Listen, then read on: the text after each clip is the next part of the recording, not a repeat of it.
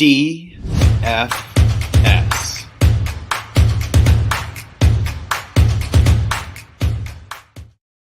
Hey, it's Friday, November 4th here at Draft Shark Studios in Rochester, New York. Welcome to our Week 9 DraftKings podcast. I'm your host, Matt Schaff. With me, as always, Jared Smola. Jared, I had to check my notes just to make sure that I had the right week because the NFL season's moving along at this point.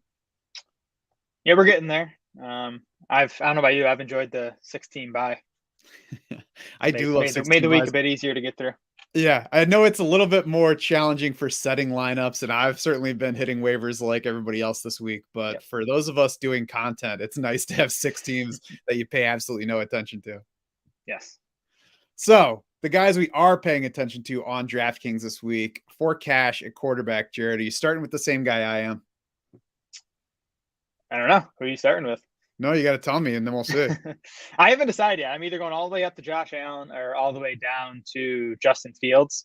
It really depends on if you want to fit in a high-priced guy like Austin Eckler or Justin Jefferson.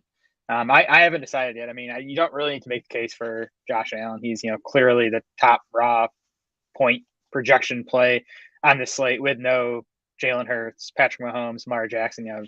Josh is the only elite quarterback on the slate. Not an ideal matchup on the road against a pretty tough Jets defense, but I think Allen's still a safe bet. Justin Fields, though, $5,300, 17 plus DK points in 4 straight games now, including 24.4 and 26 over his last 2 games. His usage is up over the last 4 games, 23 passes and 10.5 carries per game. So, the rushing production you can kind of count on. And there might be a bit more passing upside this week in a good matchup against Miami. Miami is 29th in Football Outsiders pass defense rankings. And, of course, Fields adds Chase Claypool. We'll see, how big a role he plays out of the gate. But it adds some big play upside. Yeah, it's absolutely Justin Fields for me at $5,300. 2 top 6 fantasy QB finishes the past 2 weeks, 4 straight inside the top 12. So he's been delivering fantasy points lately. We've talked about it multiple times now. It's not just luck. Obviously, a rushing touchdown is going to swing his fantasy score either way, but they've actually had him run the ball more, including near the goal line. So his chances of getting those plays are a lot higher. The Miami defense not doing anything particularly well right now, as was evidenced last week when Detroit scored 27 first half points against them. So we just need an okay game from Justin Fields here. So he's definitely who I'm going with. And on the GPP side, he's currently projected for only 3% ownership in our in the lineup generator on draftsharks.com. So that puts him squarely in GPP consideration for me. And I'm just going to play him naked here, Jared. I'm not going to try to chase who he throws a touchdown pass to, because obviously Darnell Mooney is the number 1 pass catcher here, but he's far from like the guy who's gonna score if Justin Fields throws a touchdown pass or two. So rather than try to guess at that and not ultimately chase anything that really has too high a ceiling on the pass catcher side, I'm just going to play Justin Fields. I'm going to figure that the ultimate ceiling game for him includes some passing, but really 2 rushing touchdowns is probably it. Yeah, I mean, Mooney's been underwhelming with like a 30% target share. That's probably going to decrease now that Chase Claypool's in the mix. Now, Mooney's only $4,700. Like, you can make an argument for him. Maybe if you build multiple Fields lineups, you toss Mooney in 1 or 2 of them. But I like the idea of playing Fields naked and then, using Tyreek Hill or Jalen Waddle as a run back. So I like that idea. To me, the first decision you need to make in tournaments this week is whether you're going to play Josh Allen. Because again, he clearly has the highest upside on the slate. I mean, Allen's averaging 30 DraftKings points per game. The next best quarterback on this slate is Joe Burrow at 24.7. And Joe Burrow doesn't even have Jamar Chase. He doesn't have the same ceiling that he has in previous weeks. So I'll probably mix in an Allen or 2 on my tournament teams. I really like how Trevor Lawrence tournament teams shape up. Lawrence is a value at $5,200. I mean, he's kind of been the ultimate tournament type quarterback this year, where he's had a bunch of really bad games, but he does have 3 games of 21.7 plus DK points. Especially on this slate, if Allen doesn't go for 35 and you can get 24 out of Trevor Lawrence, that might be good enough to win a tournament. And then he has the plus matchup against Vegas. And then Christian Kirk and Evan Ingram are both awesome values, like to the point where I think you consider them in cash. So that's a really easy stack to put together. I think Josh Jacobs and Devontae Adams are nice run backs. So I've put together some Lawrence tournament teams, and I really like how they come out. Yeah, I have Trevor Lawrence down too. As you mentioned, he's been disappointing, but he has had enough weeks where, the points are there. You can also play him with Travis Etienne. So we've had those 3 weeks that you mentioned of Trevor Lawrence going over 20 DK points. In those 3 weeks, Jaguars running backs scored 34.1, 31, and 21.5. Granted, that's a collection of running backs, but Travis Etienne is the backfield right now. So he's probably going to score whatever points they do in this game. And that 3-game set included 2 100-yard rushing games, one by James Robinson, one by Travis Etienne. So he can get it done on the ground with Trevor Lawrence doing well enough through the air in this game. Certainly, I think the ultimate ceiling game for Trevor Lawrence probably doesn't include a whole lot on the ground, but I would like to think that Travis Etienne is healthily involved in that passing game, even if it goes that route. One other that I would throw in, Geno Smith, 5,800, nice salary. Both of his receivers play both DK Metcalf and Tyler Lockett. That way, if we do get a game where Seattle cannot run the ball, they're relying on the pass, we do get 300 yards, 3 touchdowns. I think there's a pretty good bet that he brings both of those receivers with him. Yeah, I think Hopkins would be a pretty easy run back on your Seahawks stacks. I'm also considering Tom Brady for tournaments, $6,000. The guy just hasn't thrown touchdowns this season. And that's he leads the NFL in passing yards, leads the NFL in pass attempts. Like the volume and passing yards has been there. He hasn't found the end zone yet. He's, I think, a pretty easy stack with Mike Evans and Chris Godwin. It's been a super concentrated offense. Those two guys, Evans and Godwin, have combined for 50% of the Bucs targets over the last 3 weeks. So if Brady goes off, he's probably going to bring both of those guys with him. Then I, as always, I'm going to play a Justin Herbert tournament team. No Mike Williams, probably no Keenan Allen, hurts the upside, but it also makes Austin Eckler and Gerald Everett better plays. It puts Josh Palmer in play, who's just $5,100. So you can get, I think, a big part of Herbert's passing production for cheaper than usual this week because of those injuries. Do you know offhand what DeAndre Carter's salary is on DraftKings this week? I think he's 43. I want to say. Nah, he's 40. Yeah, he's 43. I mean, Josh Palmer's 51, so I'd rather just pay the extra 800 for Palmer. I agree. I was hoping that Carter was going to be somewhere in the 3K range, so 43 would put him probably out of play. He had been. He was 3,700 last time they played, and they bumped him up. Once Tom Brady gets a little bit more experience behind him too, he'll probably start connecting on some of those touchdown throws. Running back for cash, we already talked about the Jaguars, but I think Travis Etienne is easily in view here. He's the cover boy on our YouTube thumbnail for this week. It's a great matchup with the Raiders. It's not a matchup that should get away from them scoring wise, so he should be involved one way or the other. And he had 24 carries in a game they lost last time out, so we like him. Aaron Jones is up there at the top of our DK dollars per point rankings as well. Ramondre Stevenson is also up there. I'm blowing past Aaron Jones because you don't need to make a case for him against Detroit. I guess the case for Aaron Jones, Jared, is him or Josh Jacobs because he's $100 more in salary. For me, it's Aaron Jones between them. Oh, it's Josh Jacobs for me in cash. Just it's just how I play cash games. I want the guy who I can count on to get 90% of the backfield work. Jones has a higher ceiling, I think, because of the matchup. So I like him in tournaments. But I'm going to go Jacobs in cash, giving him and the Raiders a mulligan for last week. Like, as long as the Raiders don't put up a total dud against Jacksonville. Jacksonville's defense, by the way, was awesome to start the season. They are 5th worst in PPR points per game allowed to running backs over the past 5 weeks. And Football Outsiders has the Jags 22nd in run defense over the past 5 weeks. So it's not a matchup to be scared about anymore. Yeah, I agree with that. Not worried about the matchup. I guess my one concern with Jacobs, who I'm not opposed to him as a play here. My one concern is that I think that Raiders offense has more of a chance of just crapping the bed than Aaron Jones does of doing so this week. Like if the Packers tank, that's when he might be in trouble, like they did against the Jets a few weeks ago. Even against Buffalo, they gave him the ball a ton. And if you look back at the 3 games they won this year, he had 20, 16, and 18 opportunities. So, both of these guys, I think, are good contenders this week. I think it's okay to lean either way between them.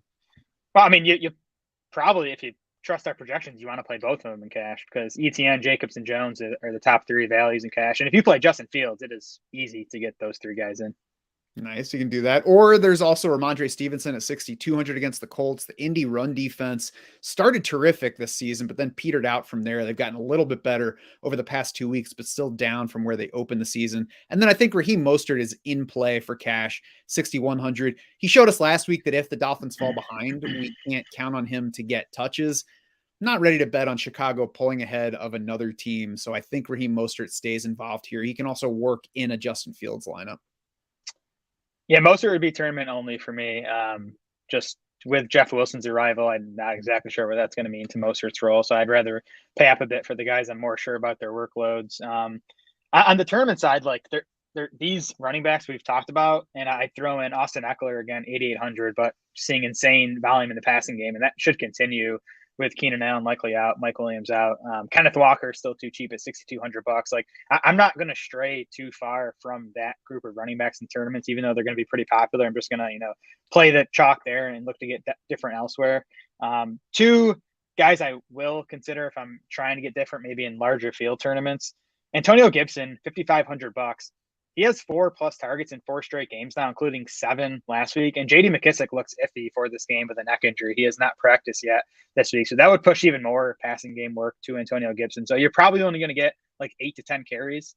But if you can get, 5, 6 catches out of the guy on DraftKings full PPR, I think Gibson can pay off in tournaments. And then a super off the wall one. I'm not even sure the guy's going to play yet, but Cordell Patterson is $5,800. Gets this Chargers run defense that's 23rd in Football Outsiders DVOA, 28th in adjusted points allowed to running backs. And it seems like forever ago, but Patterson averaged 16 carries over the first 3 games of the season. I don't know if he'll get that right off the gate coming off the knee surgery, but if he can get anywhere close to that for $5,800 in this matchup, I think he could be an interesting tournament play. Yeah, I mean, he could get anything from 8 carries to 22 carries in this game. We'll see. So I like him in that range for that price for a tournament lineup, of course, and we'll see what we hear about him leading up to game time. I think I prefer Jamal Williams over both those guys in that price range. He's projected for 5% ownership, $5,900 for him. He's got 4 2-touchdown games this season. We saw him get one last week with DeAndre Swift in the lineup. He did it back in week 1 with a healthier DeAndre Swift in the lineup. And we came out of last week's game with Dan Campbell saying, I think we gave DeAndre Swift the ball one too many times on 5 carries. So it doesn't speak very well to Swift's health. So I like Jamal Williams against a defense that's very soft on the run. I also want to throw out Dalvin Cook at 7,800 against Washington. It's a negative scoring matchup for running backs. So that I think will help steer some people away, but it's not kryptonite. The Commanders, I almost called them the old name, have allowed 9 total running back touchdowns this season. They've allowed 2 TD games to Derrick Henry, to Aaron Jones, to James Robinson back in week 1 when we all panicked about Travis Etienne. They sit middle of the league as a scoring defense overall. So we're not overly worried about Washington stifling Minnesota's scoring. It's just looking at it and saying, okay, Minnesota's going to lean pass. Well, I mean, that's the way the matchup stacked up last week, and Dalvin Cook had a very good game there. He has also reclaimed his backfield receiving lead. So even if he's not rushing the ball as effectively, it looks like he's still the better bet than Alexander Mattison to get the receiving stuff, which he's certainly capable of delivering on. Yeah, well, just in general, the Vikings have been leaning more on Cook the last 2 games. 3 games ago, the split got close between Cook and Alexander Mattison. And then over the last 2 games, 33 carries and 7 targets for Cook to just 6 carries and 0 targets for Alexander Mattison. Cook's also posted 2 of his 3 highest snap rates of the season over the last 2 games. So it looks like if that trend continues, you're going to get Cook, getting 80 to 90% of the backfield work. And 7% projected ownership right now, which is the biggest selling point for tossing him in one of those lineups. Yeah. Wide receiver for cash, Jared. What do you like? So Chris Godwin is way too cheap. I think at $6,200. He has double-digit targets in 3 straight games in 4 of his last 5. He hasn't scored a touchdown yet this season, which is really, it's kind of suppressed his fantasy production so far. But the volume has been there. A good note from Rich Rebar, who always has these awesome stats. Godwin has the second highest target rate in the NFL, 31% when facing zone coverage. That's second to only Tyreek Hill. The Rams play the most zone coverage in the NFL. So this could be a game where, more volume is pushed towards Godwin over Mike Evans. Yeah. And I mean, there should be plenty for both of them because this is also a matchup that should have Tampa Bay passing more than running, which they already want to do to begin with. We have success for Godwin against the Rams too. I mean, just last year, He caught 6 balls for 74 yards. He had 7 catches the matchup before that, 12 catches back in 2019. So he's done nothing but be fine to good in PPR against these Rams every time he's faced them. And I agree, the salary is too low, driven by him not having any touchdowns. I think Jacoby Myers is cheaper than he should be at 5,900, 32% target share in 3 full games with Mac Jones. So he's just an easy bet for targets and catches. Zay Jones, 4,100 bucks. Like if you look at our lineup generator, you look at the top and DK dollars per point, which is what it's automatically sorted by. We got Justin Jefferson up top. Obviously, I'm not making a case for or against Justin Jefferson here. Right behind that, though, we've got Godwin 6,200, Jacoby Myers 5,900, Zay Jones 4,100. Those are really good prices, and I think they make 3 pretty good building blocks for the middle of that roster. And then you play around with everything else to see how you fit. Maybe you go up from one of those receivers to an expensive wideout if you have the salary left over. Zay Jones himself, like the case for him is not so much what he's going to do, but he's one of 3 Jaguars who could legitimately lead that team in targets. And he's 1,500 cheaper than Christian Kirk. Yeah, I'll be playing Myers in cash. Zay Jones' volume has been awesome. He's been super inefficient. Maybe he's just bad, and that's going to continue. But again, this matchup's really good against Vegas, so I do think he's in play. I like Josh Palmer in cash, assuming Keenan Allen does not play. In 5 healthy games this season, Palmer's averaged 7.8 targets, and that's come, some of that's come with Keenan Allen. Almost all of it's come with Mike Williams. So I just think he's a good bet for 8 to 10 targets against Atlanta, which might be the worst wide receiver defense in the NFL. I agree. And I almost forgot the revenge game angle for Zay Jones. I always like to shout those out against the Raiders. Yes. On the GPP side, I think Jacoby Myers is in play here as well. I've mentioned it before. He's the kind of guy that you look at and you're like, yeah, I'll play him for cash, but I want somebody with upside for a tournament lineup. He's got upside. It just looks different. He's not going to give you 50-yard catches, but if he's getting 12 targets and catching 9 of them, that's upside in this PPR format. He's given us 100-yard games, so we know he can hit that bonus. Single-digit ownership because he's just not exciting. So I will be using him, and I think a couple other not sneaky guys, but worth noting because they are single digits in projected ownership. Mike Evans, 7,200, Terry McLaurin, 5,900. Yeah, so I have McLaurin and then Justin Jefferson. I like that as a little mini game stack. McLaurin, as we've talked about, has really come back to life with Taylor Heineke over the past couple of weeks. 8 targets in both those games, has produced nicely in both of them. And Justin Jefferson, don't need to make the case for him, but it does look like Steph Diggs and Tyreek Hill are going to be more popular. To me, Jefferson's in the better spot. He has the best matchup. He has the best matchup, actually. Washington dead last in adjusted points allowed to wide receivers. And Jefferson, he just has had bad touchdown luck so far. He is 7th among all wide receivers in targets, 4th in catches, 3rd in yards, tied for 30th in touchdowns. And despite that, he still has 3 games of 33 plus DraftKings points this season. So, despite the lack of touchdowns, he's already showed us the ceiling. So I'm going to definitely be paying up for Jefferson in tournaments. And then again, I like it as the little mini game stack with McLaurin. Okay, I'll add this Justin Jefferson kid to my notes here this week. Tight end for cash, Evan Ingram sitting up there all shiny at 3,300 bucks. He tops our DK dollars per point. Safer target bet, I think, than anyone else in the 3K range, except maybe Tyler Higbee. Pretty comparable, I think, at this point. And there is room for Evan Ingram and Zay Jones in a lineup, or Christian Kirk if the salary allows you to get there instead of Zay Jones. Just 3 targets for Zay last week against the Broncos, but the previous 3 games, the targets between these 2 guys, Ingram and Zay Jones, 10-8, 6-5, 7-10. So, again, there's enough room for both of them to get the ball thrown their way in the same game, especially if we're not shooting for ultimate ceiling, but, strong numbers. Yeah, I don't see a reason to go anywhere else besides Ingram in cash. Even Higbee, his usage has been way down the past 2 games. I know last week he missed some time with a neck injury, but his route rate still would have been way down if he hadn't missed times. I'm staying away from him in cash, and obviously I'm not playing him in tournaments with his projected ownership. Didn't Evan Ingram leave the game before with an ankle thing too? Like he briefly? He did. Yeah, he did. Yep. Yeah, but it's still just just watching those games, like he hasn't been as big a part of the passing game the past couple of weeks. So you're saving money on Ingram. Ingram 3rd among all tight ends in targets over the past 4 weeks, 29 targets. That also leads the Jags, and good match for him against Vegas. I like when the big guys are off the main slate at tight end, Jared. What are you doing with no Travis Kelce, no Mark Andrews, no Dallas Goedert? I don't, because that's been like my thing. I've just been fitting those guys into my tournament lineups all year, and it's been working. So we definitely got to go, more dumpster diving this week in tournaments. I like Gerald Everett a lot. Again, matchup against Atlanta.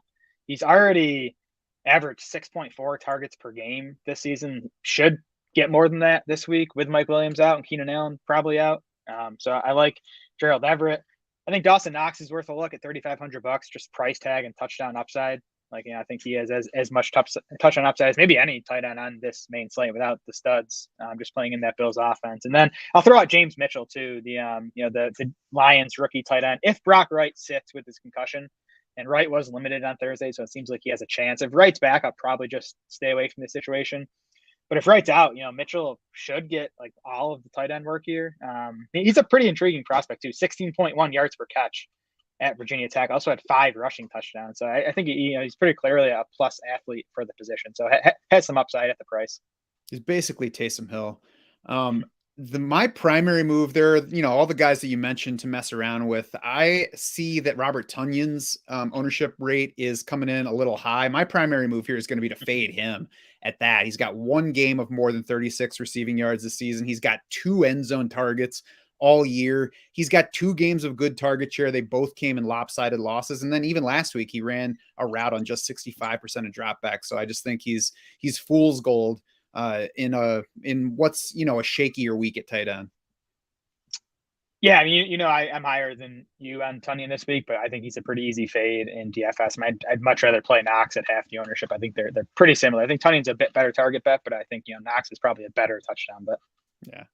On defense, where I'm going. Seahawks, $2,500 at Arizona. This is my way of betting against Cliff Kingsbury. Number 1 defense over the past 3 weeks by Football Outsiders DVOA. League's most sacks over that span, just 15 points allowed per game.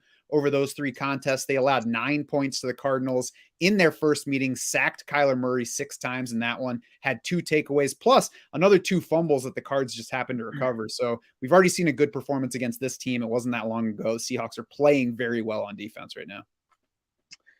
Yeah, I'd prefer to get to Seattle if possible. The way my cash lineup's sitting right now, though, I have to go all the way down to Carolina at $2,300. They're actually our top dollars per point value at the position. They've been a decent fantasy defense this season. They're averaging 7 DraftKings points per game. That's in the upper half of main slate defenses this week. And then, the Bengals still just allowing a bunch of sacks. They've actually allowed the second most sacks per game behind only the Bears, 3.8. 6 of Cincinnati's 8 opponents so far have tallied 3+ sacks. So I just think, that lays a decent floor for the Panthers defense at $2,300. Especially if you get the Bengals team that we saw on Monday night. The sacks started out awful, 13 over the first 2 games. Then it leveled off. 2-1, 2-3-3 is not terrible. 5 against the Browns. And if you look at the pressure rate the team is allowing, it's clear that Joe Burrow is at least as much of an issue with allowing those sacks as the offensive line is. The blocking gets all the blame for it, but it's clearly also on the quarterback. Yep. And that's been Burrow throughout his NFL career so far. Mm-hmm. So yeah, there is some matchup upside there if you do have to go all the way down to Carolina. Any other defenses? Well, I love the Bucks for 3,000. I mean, to me, that's just too cheap. The Rams have allowed the most DraftKings points per game to opposing defenses. So in tournaments, I'm definitely going to be trying to get up to Tampa Bay. I also think the Colts are okay at $2,700. Mac Jones has still not been good. In his 2 games back from the ankle injury, he's ranked 30th among 30 qualifiers in PFF passing grade in week 7, and then 28th out of 31 last week. So I still think it's a good matchup on the Colts side. Yeah, I agree. And I think the Patriots' ideal game plan is not one that puts up a ton of points against the Colts. So we don't have to worry too much about that. That's going to do it for this Week 9 DraftKings podcast. You can head over to draftsharks.com now to play around with the lineup generator, build your own lineups for DraftKings, FanDuel, and Yahoo. You can also find Jared's articles highlighting top picks for cash and GPP entries on DraftKings. If you're with us on the stream, stick around. We're going to hit FanDuel in just a second. For Jared Smoll and the rest of the Draft Sharks crew, I'm Matt Schaff saying thanks so much for swimming with us.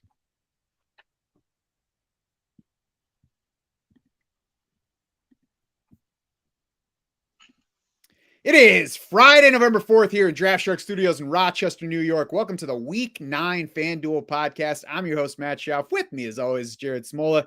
Jared, before we get to the picks over here, I'm going to be honest with folks again. Still not playing on FanDuel. Still haven't gotten anywhere with getting my account reconnected. I, went and tried to get in touch with them again last week, did the chat. They're like, oh, so sorry for the delay. We're going to email you right away. I'll definitely pass it up. Somebody will be with you. Got the email very quickly, asked a question back.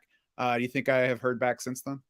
I'm gonna guess no. I can't believe your Twitter or your rant last week didn't go viral and get this problem fixed for you. I can't believe that yesterday tweeting directly at FanDuel support saying it's the worst customer service I've ever encountered got no response. Like, we work in customer service as much as anything else on this site. If somebody tweeted that at me, I'd be like, oh crap, what's the problem? I'm not going to be like, jerk. Probably because they get so many of those, they can't handle them all. But you're probably in the queue, but it's going to be a while. I don't think there's a queue. I think that's the thing. I think it's more like a piñata. But anyway, I won't be playing on FanDuel this week. But if I were playing on FanDuel this week, these are the guys I would use. Jared, I'm going to let you start with a cash quarterback, even though I know who you're starting with.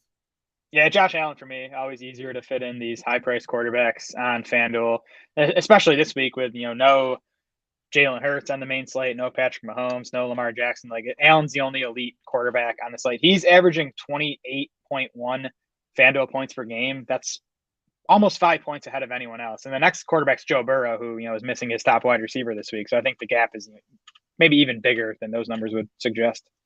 Yeah, no argument against Josh Allen. I wouldn't be shocked, like we said on the Thursday pod, if this game is not as explosive as you might hope for the Bills. So I'm not going to go out of my way to get up there. We'll see exactly how he fits with everybody else. If you look at the lineup generator, you got Josh Allen up top, despite that highest salary at the position. Then you've got Kyler Murray at number 2 as I think the third most expensive quarterback on the main slate on FanDuel this week. Murray is the one I really don't like as a fit here because I think the matchup with Seattle hurts both his floor and his ceiling. Like, maybe the Seahawks defense turns into a pumpkin at some point. Maybe it works out, but if it is at least good, if not as good as the numbers say right now, but if it's even good, I think it hurts the chances of Murray hitting floor or ceiling this week. I think if you're chasing that ceiling, go to Josh Allen, but I also think Justin Herbert is in play for ceiling at $7,800. I think there's at least as much upside as Kyler Murray has this week. He's missing Mike Williams, missing Keenan Allen, so that hurts, but Atlanta's third most generous to quarterback scoring by our adjusted fantasy points allowed on the season. You got cheap wideouts that you can play with. So you kind of make up for not having Mike Williams or Keenan Allen by paying down and still getting the guys that Justin Herbert's going to be targeting in this game. And obviously Austin Eckler's still there. In cash, it's even easier to play Eckler and Herbert together and just kind of corral the Chargers points against the Falcons without, trying to make sure you're necessarily maximizing it. Yeah, I'll never argue against Justin Herbert. You wish he had his weapons healthy, but I think this matchup's so good. It's tough for me to see him failing. I think there are some floor options. Tom Brady, 6,900, Geno Smith, 7,500, if you don't want to pay up and if you don't want to go after Justin Herbert without those guys. Yeah, I'm playing Tom Brady in tournaments on FanDuel. I mentioned him on DraftKings. I think he's a better value here. $6,900. That's got to be as cheap as Brady has been in a long, long time. And he's coming in at just 6% projected ownership. And he's obviously been a fantasy disappointment this season, but as we talked about, that's because he's 17th among quarterbacks in touchdown passes. He's first in attempts, first in completions, first in pass yards. He's just sitting on an absurdly low touchdown rate that you just have to bank on improving going forward. Decent matchup against the Rams. They're actually 19th in Football Outsiders pass defense, DVOA. They're 8th in adjusted points allowed to quarterbacks. But the other reason I like Brady as a tournament plays, I think you stack them with Mike Evans and Chris Godwin. Those guys have combined for 50% of Brady's targets, 55% of the receiving yards over the past 3 weeks now. So it's just super concentrating. You're going to soak up a lot of Brady's production with Evans and Godwin. He's also tied for 7th in end zone targets among quarterbacks. So it's not even like they haven't gotten close enough to actually try for touchdowns. It's primarily bad luck. There are certainly issues with the offense, but the reason that his fantasy scoring is so low relative to opportunity is mostly bad luck. He's my primary guy too. I agree with all of that. Mike Evans is at single digit ownership projection here as well. And he's also at 7,700, which is not too high a price for somebody with his displayed ceiling. Chris Godwin also 6,700, so cheap on here. My run back, I think, would be Tyler Higbee. at $6,100. Haven't liked his role a whole lot lately, but there's not a whole lot to like on that Rams offense right now. Yeah. Allen Robinson's intriguing, I think, but he's too expensive for me at $7K on FanDuel. Cooper Kupp would be the obvious candidate, but that ankle kind of worries me for chasing his upside. I would also say I don't think you need a Rams run back in this game because a lot of games you want that because you want the game to be a shootout to force your quarterback's offense to throw the ball a lot. I think with Tampa, they're just willing to throw the ball a lot. They could blow out the Rams in this game and they'll still throw the ball a bunch of times. So this might be a time where you play that Buck stack and don't worry about the Rams run back. Yep, that's what I made a Brady team this morning on FanDuel, and I had no run back. And Cup might be the sharp tournament play if his ownership projection comes down. I'd be a bit surprised if he comes in even at double digits at $9,000 with the ankle. But and I'd rather go down and play Justin Jefferson or play Devontae Adams. I think is who I actually have in that Brady lineup. So yeah, I'm going to go without a run back. I'm with you. The Bucks need a get right game, and this could be like a 35 to 13 type game if things break in their favor. Mm-hmm. And even if it's just a 24-6 game, like they could be 3 passing touchdowns, we'd be all right. Yep. Running back for cash. What are you doing here, Jared? Aaron Jones and Travis Etienne, I think, are the two guys to get in cash lineups. They're $7,800 for Aaron Jones, $7,600 for Etienne. Jones still in a committee-ish with AJ Dillon, but he's kind of taking control over the last month now of that backfield. Jones, over the last 2 games, 28 carries and 15 targets. I think that usage in the passing game is going to continue just because their wide receivers are struggling. Good matchup, obviously, against Detroit. And then Travis Etienne is just still underpriced for the new role that we're projecting him in now that James Robinson's out of the way. Etienne played 79% of Jacksonville's offensive snaps last week, 24 carries and 3 targets. Not betting on that level of volume, but I do think you're going to get 20 plus touches out of him. Yeah, both of those guys are basically getting workhorse level usage. They're under 8K in salary. Aaron Jones, the only game where he's had fewer than 16 opportunities since week 1 was that week 6 game against the Jets where they just got blown out. Otherwise, he's been a very good bet for opportunities. And, whether they're rushing or receiving, I don't really care because he's capable of delivering on both of those. Puts those guys ahead of Josh Jacobs and Austin Eckler. I would love to get one of those guys into the lineup with them. Deontay Foreman is also in play here now for $7,300 because Chuba Hubbard, just before we started recording, got ruled out by the Panthers. Ooh. So I think Foreman now makes sense at that salary because of that. Yeah, he's okay. He's in our projections right now as if Hubbard wasn't going to play anyways. So, he still doesn't come up as one of the top values. He'd be more of a tournament play for me, but I do think he's an option. It's obviously not as good a matchup not nearly as good of a matchup as he faced last week. Yes, I agree with that. Tournament lineups, who are you playing?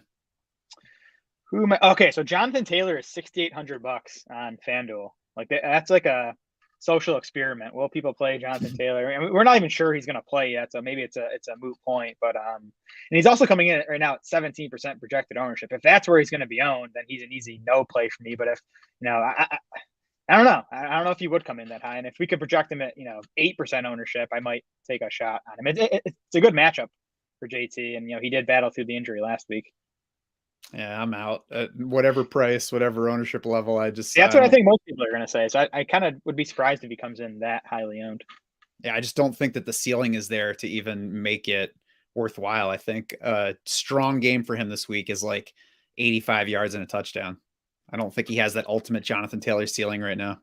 I think he has the ceiling if the ankle's okay. I mean, that's the thing. I don't think the ankle's okay. Right. Which it might not be. Again, that's why I think he's worth a shot if his ownership comes down.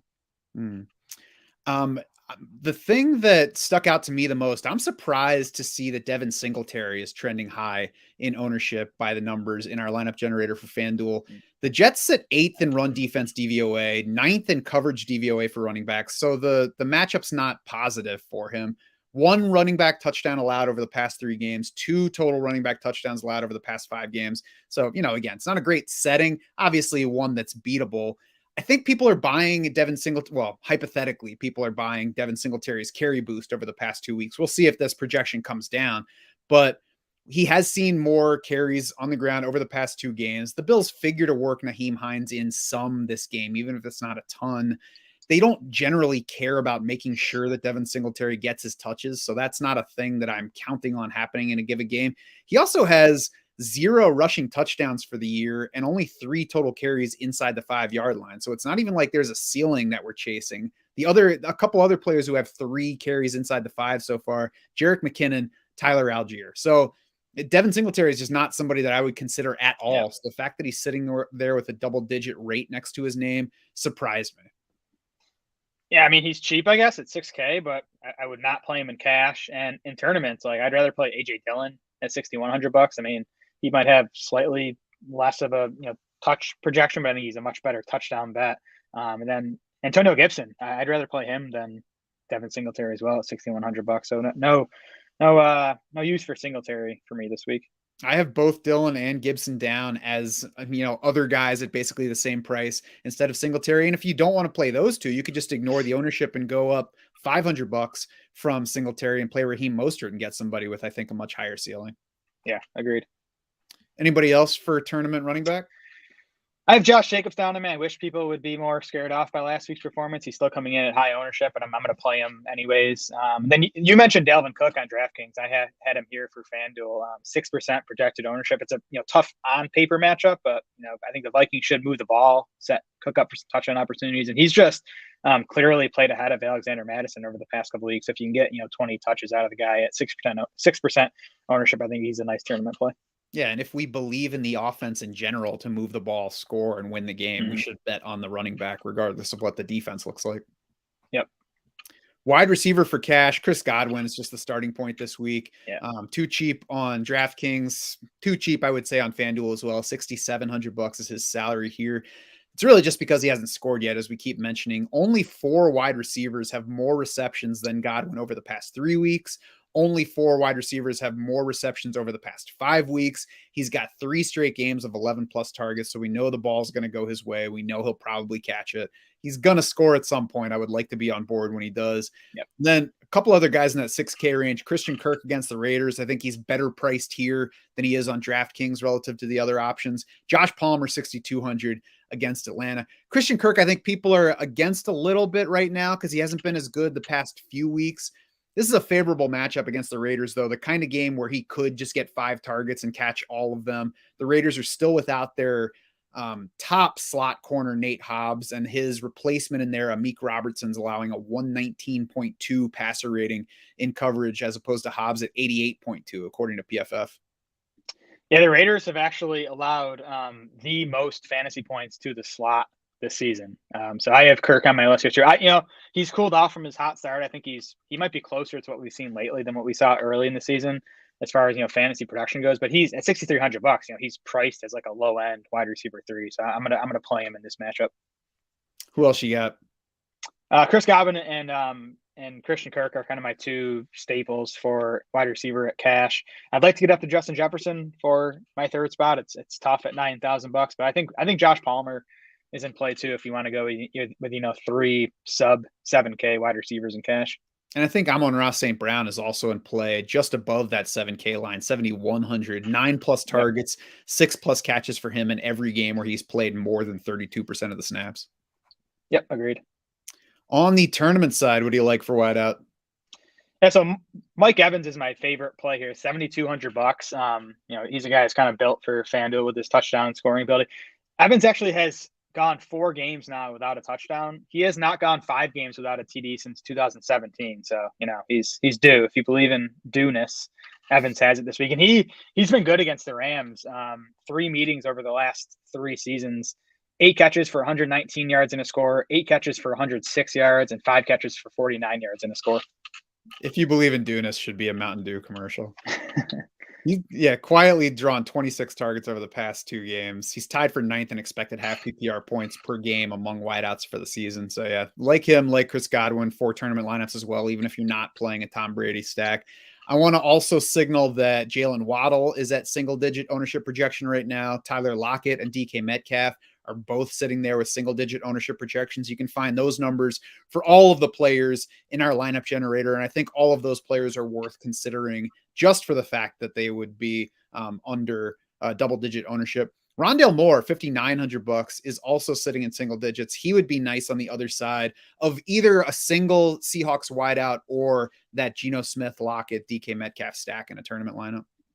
Yeah, good price on Rondale Moore. Not the type of guy you usually play on FanDuel, but I think he's okay at the price. Yeah, if you get a touchdown from him, then you're golden. Can he score a touchdown 2 weeks in a row? I don't know if Moore is capable of doing that. I never like to bet on Cliff Kingsbury, but I don't know. We'll see. Terry McLaurin, another one who's sitting on single digits and can fit in those Dalvin Cook, Justin Jefferson, whatever Vikings lineups you want. I'll have a lot of Jefferson McLaurin teams this week. I don't think I'll get to Kirk Cousins as a quarterback play, but I like that mini stack. Cash tight end, Jared, is it the same guy for you on FanDuel as we had on DraftKings? Yeah, Evan Ingram, not as big a value on FanDuel at $5,200, but I still think he's the best cash game play, the best target bet. One of the best target bets on the main slate, and especially for the price tag. Ingram has 29 targets over the last 4 weeks. That's third among all tight ends. It's 20% target share. And Vegas is 24th in adjusted fantasy points allowed to tight ends. I think Gerald Everett's too expensive on DraftKings to factor into cash lineups, but at 5,800 on FanDuel, I think he's well within range of being in cash lineups here. The matchup is just worth chasing. You don't even have to lay it out. The Falcons are generous to everybody on offense. Gerald Everett could be he could be their lead wideout this week. We talked about Josh Palmer, and I would bet on Josh Palmer getting more targets, but I wouldn't be shocked if Gerald Everett is the top receiver for the Chargers by the end of this game. Yeah, I agree. I like him straight up over Ingram. He's $600 more. If you can fit him in, I'd get up to Everett. On the GPP side, I'm also comfy with just leaning toward Evan Ingram and Gerald Everett here. I think there's enough upside to both of them because of the matchups, because of their roles in their offenses. That's just the duo that's the duo I would be going with if I were allowed to play on FanDuel this week. Yeah, I like those guys too. I don't think the ownership on them is going to get too out of control. Dawson Knox, I think, is worth a look at just $5,100 just for the TD upside in the Bills offense. And then Darren Waller, if he returns, I mean, he's been disappointing this season so far. I still think he has, maybe the highest ceiling among tight ends on this slate. He's just $6,000. Jacksonville's defense has not been that great lately. So I think it's a decent spot to use Waller. Obviously some risk coming off the hamstring, but we can, assume that risk in tournaments. Mm-hmm. Defense, Dolphins at 3,600 against the Bears are sitting atop the lineup generators list. They're also headed for high ownership, it looks like. So you want to watch that for tournament fields. They're fine. The Bears certainly present upside. The Bears have gotten better lately, but I think the Dolphins are certainly in play here. I would like to get to the Bucks at 4,700 against the Rams, who are still the second most friendly matchup for team defenses by our adjusted fantasy points allowed. Yeah, I love the Bucks. Love the Bills up there too. But those would be tournament plays for me. I think for me, it's Miami pretty easily in cash. I think they're way too cheap. They're our third-ranked defense on the main slate, and they're seventh cheapest in FanDuel salary. Fields and the Bears offense have been playing better lately. Fields has still taken 5, 4, and 4 sacks over the last 3 games. He has 2 interceptions over the last 3 games. He has 5 fumbles over the last 3 games. He hasn't lost any of them. That's just good fumble luck. So I still think it's a really good matchup for the Dolphins defense. That's just a young guy learning how to fumble, right, Jared? That's right. If you listen to Greg Cosell too, he'll say things like, there'll be one throw where you're like, oh, that's beautiful. And then the next play, you'd be like, what are you thinking? So Justin Fields is capable of playing both a good game and a bad game at once. Like he can score for us and score for the defense. So yeah, I like the Dolphins there. I think the Seahawks are going to go under owned here at 4,100. They're just kind of stuck in the middle where, people are going to look at them and be like, well, I'll just save money and go to the Dolphins, or I've got salary, I'm going to go to the Bucks. But there's plenty upside to the Seahawks the way they've been playing lately. Most sacks in the league over the past 3 weeks, and playing a team that they held to 9 points in the first meeting. Could have had 4 takeaways in that game as well. So I think that they're fitting into the plans here for either format. Yeah, makes sense to me. I think other defenses kind of in that range. The Bengals at home for Carolina, I still think PJ Walker is probably going to turn back into a pumpkin at some point here. And then the Colts, who get the Patriots $4,200. Mac Jones he wasn't good before the ankle injury. He hasn't been good since the ankle injury. So if the Colts can get out to a lead and force the Pats to throw more than they want to, there's some upside to that defense. I think being a pumpkin still makes you the Panthers starting quarterback because the other things are like moldy vegetables. Yeah, that's true. That's going to do it for this Week 9 FanDuel podcast. Head over to DraftSharks.com now. You can mess around with the lineup generator. You can build your own lineups for FanDuel, for DraftKings, for Yahoo. You can also do so. We talk about the main slate here, but you can hit the late afternoon slate. You can hit the early afternoon slate. We can hit the expanded slates. So mess around and you do whatever formats you like to play in there. You can also find my showdown tips for those single game slates. I'll post those for the Thursday game, for the Sunday night game, for the Monday night game, where we compare our projections to the salaries, find the values for setting those particular lineups. For Jared Smola and the rest of the Draft Sharks crew, I'm Matt Schaff saying thanks so much for swimming with us.